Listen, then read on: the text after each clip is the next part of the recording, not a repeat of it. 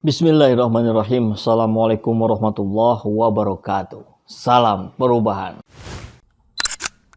Sahabat semua, luar biasa ya. Orang-orang kaya di Indonesia, kita belum bisa kemana-mana, mereka sudah berlibur ke luar negeri. Mereka pakai empati nggak ya? Apakah mereka ketika akan berlibur itu melihat dulu nggak ya sekelilingnya?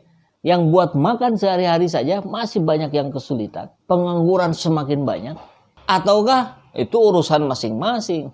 Kenapa miskin? Ataukah punya pemikiran begitu? Tapi oke lah, itu urusan pribadi ya. Nafsi-nafsi saja, silakan saja Anda punya pemikiran yang berbeda. Hanya yang ingin saya persoalkan di video ini adalah, apakah dengan kekayaan itu pula Anda kemudian dengan mudah melanggar peraturan yang sudah ditetapkan oleh pemerintah hari ini? Ya, Rachel V-nya ya. Dengan begitu manisnya berada di pengadilan, barangkali wajahnya yang enak dilihat, sehingga hakim memiliki keyakinan bahwa dia berlaku sopan, sehingga nggak harus ditahan. Luar biasa hukum di negeri ini ya. Kemudian netizen membandingkan dengan seorang nenek-nenek yang harus ditahan 1 tahun, padahal dia sudah memohon-mohon di depan hakim. Itu masih dianggap tidak sopan. Barangkali begitu ya. Hakim menentukan dia harus masuk penjara atau tidak karena penampakannya kelihatan sopan atau tidak. Ya, kalau ini dikonfrontir dengan para hakim, saya yakin mereka akan mengeluarkan sejumlah dalil-dalil.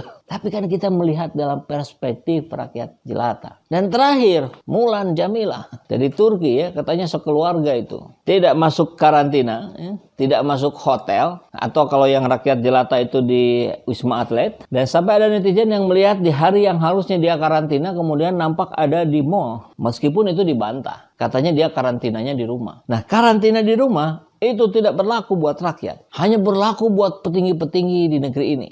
Begitu ya. Hebat sekali. Punya kasta yang jauh lebih tinggi dibanding kita. Dia memang wakil rakyat, mewakili rakyat ya. Bagian senang-senangnya, bagian banyak duitnya, bagian bisa melanggar aturannya. Kemudian dibela tuh. Tidak ada pelanggaran. Karena kalau anggota dewan setara presiden. Hebat kali ya. Wakil rakyat nih waktu kampanye ngemis-ngemis minta dipilih. Ngerayu-rayu. Ngasih ini, ngasih itu segala macam. Setelah jadi boro-boro. Mereka asik-asik saja gitu. Rakyat susah pun gak ada yang datang. Tentu saya tidak berbicara 100% anggota dewan. Ya barangkali 10-15% ada yang menunjukkan empatinya, kepeduliannya. Turun ke dapilnya masing-masing. Membantu masyarakat. Memperjuangkan aspirasi rakyat. Tapi umumnya kan kita lihat. Ya apalagi kalau dari kalangan yang latar belakangnya bukan aktivis ya. Bukan politisi. Artis misalkan. Ya apa yang bisa kita harapkan? Konon katanya kalau orang-orang biasa dia harus dikarantina Wisma Atlet atau hotel yang harganya juga menjadi melipat-lipat. Tapi kalau anggota dewan, menteri, presiden boleh karantinanya di rumah. Asik kali. Di sini jelas tidak ada keadilan sosial bagi seluruh rakyat Indonesia.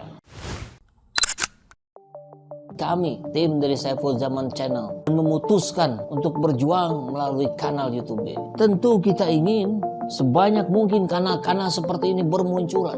Dan karena itu pula kita memunculkan Akademi Dakwah Digital Indonesia.